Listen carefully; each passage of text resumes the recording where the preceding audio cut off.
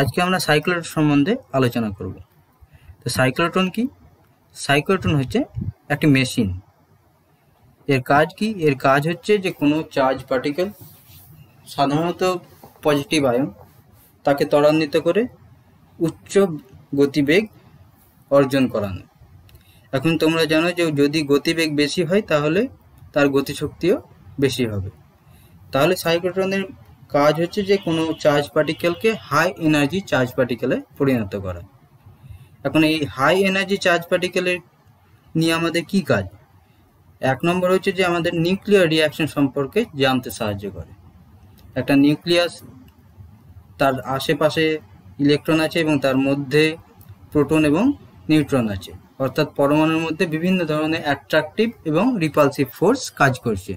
তাহলে নিউক্লিয়াস পর্যন্ত পৌঁছানোর জন্য যে পার্টিকেলটাকে যেতে হবে তার সেই ফোর্সগুলোকে অতিক্রম করে নিউক্লিয়াস পর্যন্ত পৌঁছাতে হবে। সেই জন্য তার এনার্জি খুব হাই হওয়া প্রয়োজন বা খুব বেশি হওয়া প্রয়োজন। 2 নম্বর হচ্ছে যে কোনো সলিডের হয়তো ধর্ম যেটা আছে সেটা আমাদের বিশেষ কোনো কাজের নাই। কোনো আয়ন যদি আমরা তার মধ্যে প্রবেশ করাই তার ধর্মটা পরিবর্তন হয়ে আমাদের বিশেষ কাজে লাগবে। সেই ক্ষেত্রে আমরা কোনো হাই এনার্জি পার্টিকেল বা হাই এনার্জি আয়নকে প্রবেশ করিয়ে সলিডের ধর্ম পরিবর্তন করে আমাদের কাজে লাগাই। তৃতীয় হচ্ছে যে তেজস্ক্রিয় বিকিরণ শুরু করার জন্য সাইক্লোট্রন থেকে আমরা যে হাই এনার্জি চার্জ পার্টিকেল পাই সেগুলোকে আমরা কাজে লাগাতে পারি। এখন এই চার্জ পার্টিকেলকে আমরা উচ্চ গতি শক্তি সম্পন্ন করব কিভাবে? আমরা জানি যে চার্জ পার্টিকেলের উপর 2 রকম শক্তি কাজ করতে পারে বা বল কাজ করতে পারে। একটা হচ্ছে ম্যাগনেটিক ফিল্ডের জন্য আর একটা হচ্ছে ইলেকট্রিক ফিল্ডের জন্য। ইলেকট্রিক ফিল্ডের জন্য চার্জ পার্টিকেলের বেগ পরিবর্তন হয়, কিন্তু ম্যাগনেটিক ফিল্ডের জন্য চার্জ পার্টিকেলের শুধুমাত্র তার অভিমুখ পরিবর্তন হয়, তার গতিবেগের কোনো পরিবর্তন ঘটে না। তাহলে আমরা প্রথমত ইলেকট্রিক ফিল্ড দিয়ে আমাদেরকে কি করতে হবে? তার বেগটাকে বৃদ্ধি করতে হবে।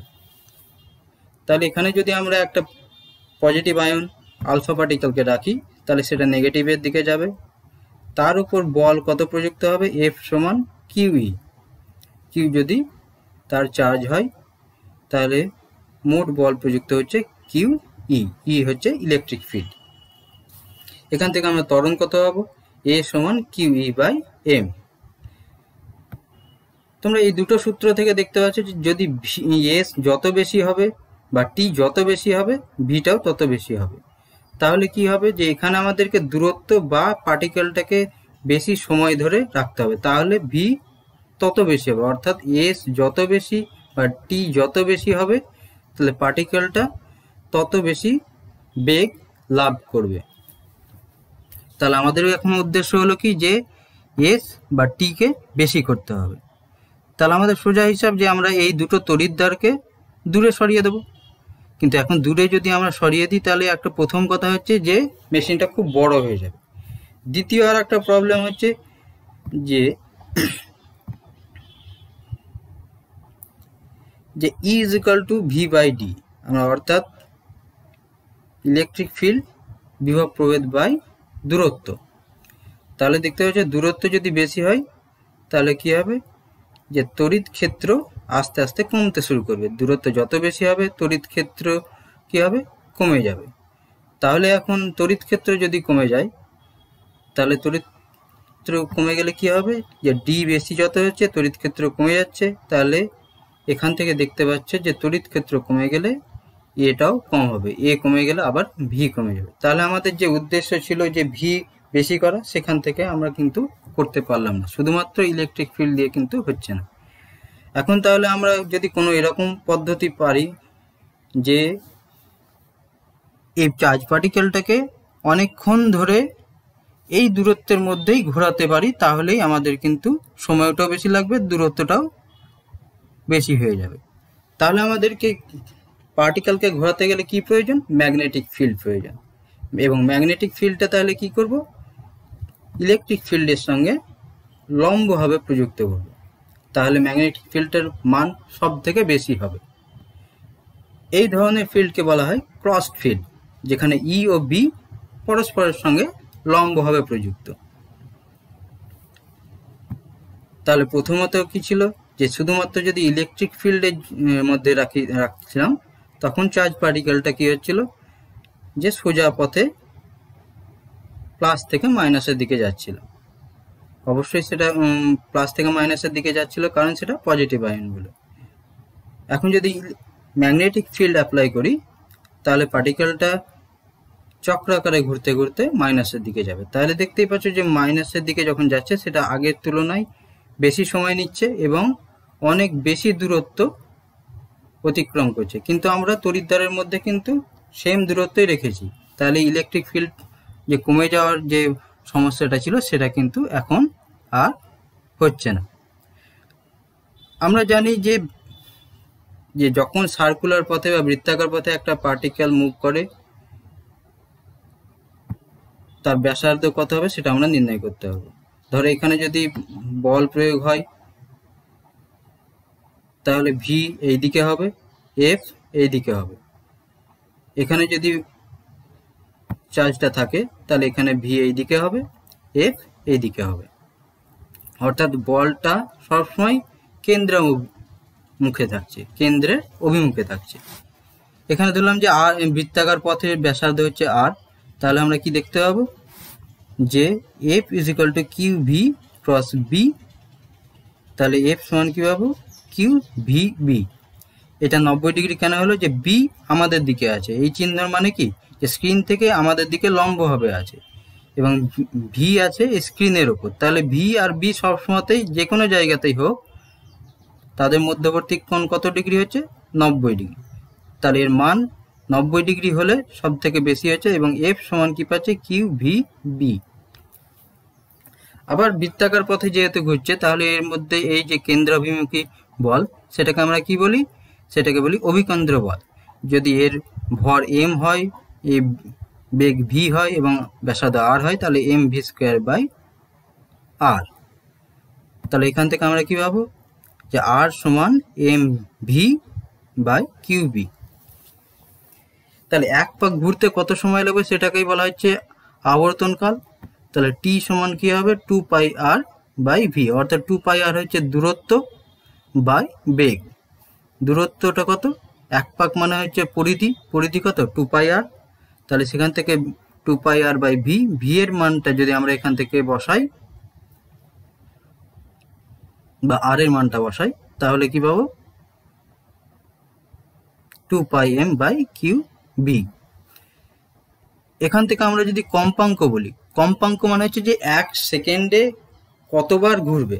তাহলে এন সমান 1 বাই টি সমান কিউ বি বাই এম। তাহলে এন সমান 1 বাই টি সমান Q B by 2 pi M. তাহলে এখান থেকে সাইক্লোট্রন কম্পাঙ্ক সমান হচ্ছে, অর্থাৎ বৃত্তাকার পথে 1 সেকেন্ডে কতবার ঘুরছে সেটার মান হচ্ছে Q B by 2 pi M.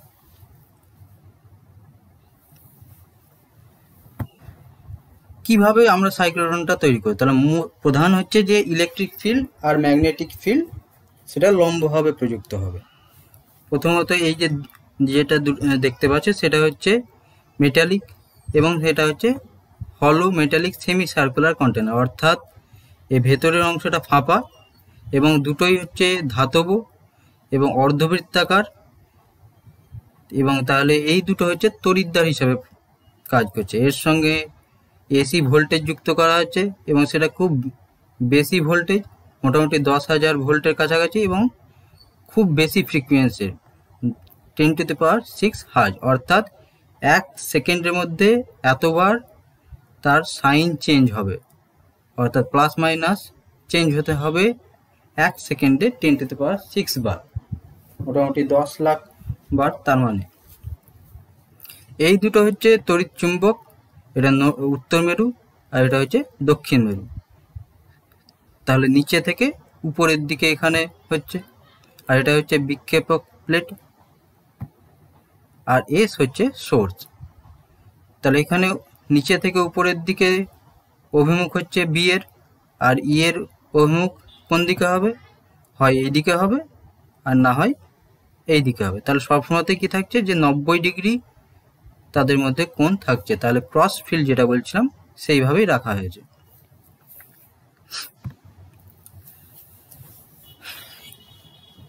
এখানে এটা 2D হিসাবে দেখা হয়েছে, তোমরা সামনে থেকে দেখতে পাচ্ছ। এখন ধরা যাক যে এই এস সোর্স থেকে একটা পার্টিকেল বের হলো, সেই মুহূর্তে এইদিকে প্লাস আছে, এইদিকে মাইনাস আছে, তাহলে সে মাইনাস দ্বারা আকর্ষিত হবে। যখনই আকর্ষিত হবে তাহলে সে এই যে ডি কন্টেনারটা আছে ডি শেপের, তার মধ্যে প্রবেশ করবে। তোমরা জানো যে মধ্যে যদি কোনো ফাঁপা অংশ থাকে সেখানে কিন্তু কোনো ইলেকট্রিক ফিল্ড কাজ করে না। ইলেকট্রিক ফিল্ড কোথায় কাজ করে? বহিঃপৃষ্ঠে। তাহলে যখনই ভেতরে ঢুকে যাবে তার মধ্যে শুধুমাত্র ম্যাগনেটিক ফিল্ড কাজ করবে, কিন্তু ঢোকার আগে সে এই মাইনাস বা প্লাসের দ্বারা অর্থাৎ ইলেকট্রিক ফিল্ডের দ্বারা সে কী হবে? ত্বরান্বিত হবে।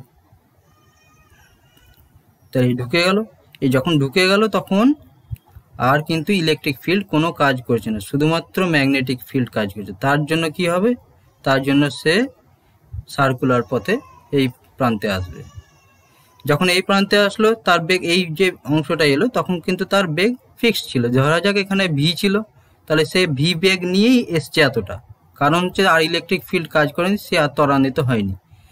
এরপরে যখন এই অংশে আসলো বা বেরিয়ে গেল, তার ফলে কি হবে? এ আবার মাইনাসের দিকে যাবে এবং আবার সার্কুলার পথে সেই দিকে যাবে। এই যে পথটা অতিক্রম করলো, এইখানে যে ব্যাসার্ধ ছিল তার থেকে এখানে ব্যাসার্ধ বেশি হবে, কারণ হচ্ছে যে এখানে যে ভি বেগ নিয়ে এসেছিল এই মুহূর্তে যখন এসছে তখন আবার ইলেকট্রিক ফিল্ড কাজ করেছে, বাইরে বেরোনোর ফলে আবার ইলেকট্রিক ফিল্ড কাজ করেছে, ফলে তার বেগ আবার বৃদ্ধি হয়েছে। অর্থাৎ আগে যদি ভি ছিল তাহলে এখন ভি এর থেকে বেশি হয়েছে, তাহলে তার পথটাও কি হবে? বেশি হবে। এই সূত্র থেকে দেখতে পাচ্ছ যে ভি যত বেশি হবে তাহলে আরও তত বেশি হবে। এই যে প্লাস মাইনাস হচ্ছে সেটা আমরা ক্যালকুলেশন করে হিসাব করতে পারি যে যখনই সে বাইরে আসবে তখনই তার পোলারিটিটা চেঞ্জ হবে।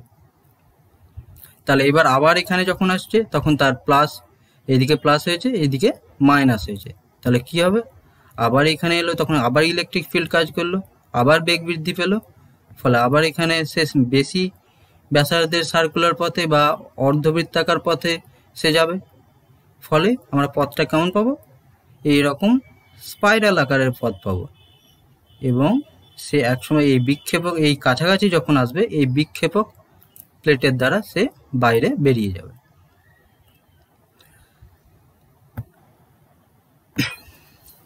এখন যদি অন্তিম বেগ ও গতিশক্তি হিসাব করি তাহলে কিভাবে হিসাব করব? তাই নির্গমনের সময় কি হবে? যে বৃত্তাকার পথে ব্যাসার্ধ কার সঙ্গে সমান হবে? এই যে ডি শেপ আছে তার যে ব্যাসার্ধ তার সঙ্গে সমান হবে। তাহলে সেখান থেকে হিসাব করতে পারি কি, এটা ধরলাম যে বৃত্তাকার পথের অর্থাৎ ডি শেপের যে ব্যাসার্ধ তার মান হচ্ছে আর, তার সঙ্গে তাহলে এই সূত্র দিয়ে আমরা কি পাবো? M V by Q B, ভিটাও পেয়ে যাবো। তাহলে আমরা এখান থেকে অন্তিম বেগ হিসাব করতে পারবো। তাহলে অন্তিম বেগ হিসাব করতে পারলে গতিশক্তি হিসাব করতে পারবো। একদম অন্তিম গতিশক্তি কত হবে? Q square B square R square by 2m। এখন আমরা যে বলছিলাম যে এখানে প্লাস মাইনাসের হিসাব কিভাবে করব, তো প্রথম শর্ত হচ্ছে যে পরিবাহী উৎসের কম্পাঙ্ক অর্থাৎ এসির যে কম্পাঙ্ক সেটা সাইক্লোট্রন কম্পাঙ্কের সঙ্গে সমান হতে হবে, অর্থাৎ n = qb বাই 2πm। এটা হচ্ছে সাইক্লোট্রন কম্পাঙ্ক। সাইক্লোট্রন কম্পাঙ্কটা আমরা নিজেরাই নির্ণয় করতে পারবো যে কিউ অর্থাৎ চার্জ কতটা আছে জানি, বি কতটা আমরা দেবো সেটা আমাদের ওপর, এম অর্থাৎ চার্জের ভর সেটা। তাহলে হিসাব করে সাইক্লোট্রনের কম্পাঙ্ক আমরা হিসাব করে নিতে পারবো। তাহলে আমরা এখানে বুঝতে পারবো যে কতটা সে পাক খাবে, 1 সেকেন্ডে কত পাক খেতে পারে এই চার্জ পার্টিকেলটা হিসাব করতে পারবো। তা চার্জ পার্টিকেল যত 1 সেকেন্ডে যতবার পাক খাবে সেই হিসাবে আমাদের এসির কম্পাঙ্কটা হিসাব করে আমরা সেট করে দিতে পারবো। তাহলে আমরা যখন এখানে যখনই আসবে পার্টিকেলটা তার পোলারিটি চেঞ্জ হবে, এখানে আবার যখন যাবে তার পোলারিটি চেঞ্জ হবে। এখন এখানে দেখতে পাচ্ছি যে এসি একটা সম্পূর্ণ সাইকেল, তাহলে এটা কার সঙ্গে সমান হবে? যখন পার্টিকেলটা একটা সম্পূর্ণ বৃত্তাকার পথে ঘুরছে সেটার সঙ্গে সমান হবে। অর্থাৎ এ যখন প্লাস থেকে শুরু করছে, সে এখান থেকে ধরা যাক শুরু হলো, আবার এখানে যখন এইটার প্লাস হয়ে গেল তখন এখানে হলো, অর্থাৎ এর একটা সাইকেল এর একটা সার্কেলের সঙ্গে সমান হবে।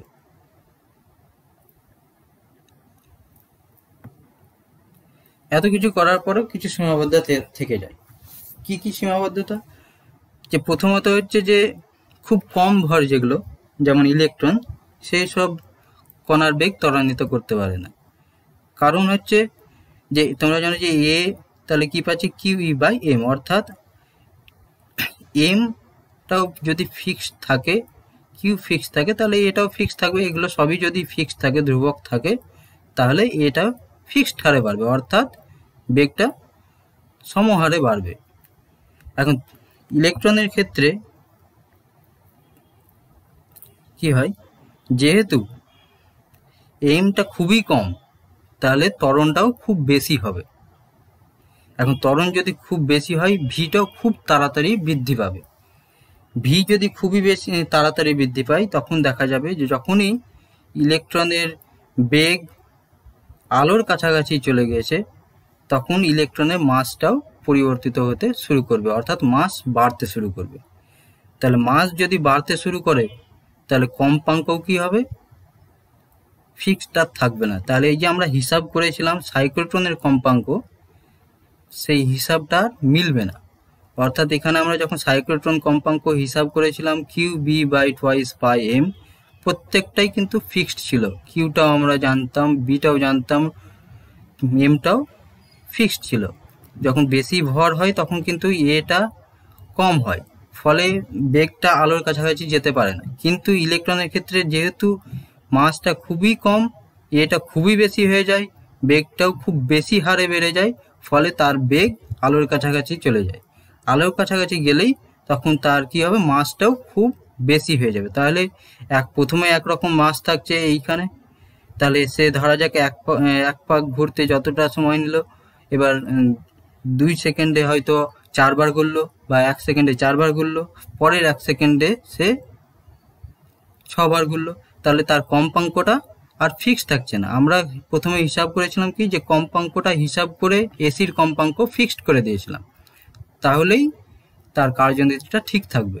তাহলে এখানে কি হলো, যে মাসটা পরিবর্তন হওয়ার জন্য সাইক্লোট্রন আর কাজ করছে না। দ্বিতীয় হচ্ছে যে আহিত কণার বেগ যদি খুব বেশি করতে পারে না। খুব বেশি মানে কি, আলোর কাছাকাছি করতে পারে না। আলোর কাছাকাছি করলেও সেম একই রকম প্রবলেম হবে, অর্থাৎ তার মাস বেড়ে যাবে এবং কম্পাঙ্কের যে সূত্র বা অনুনাদের যে শর্ত, সেটা আর খাটবে না। তাহলে আজকে এই পর্যন্তই।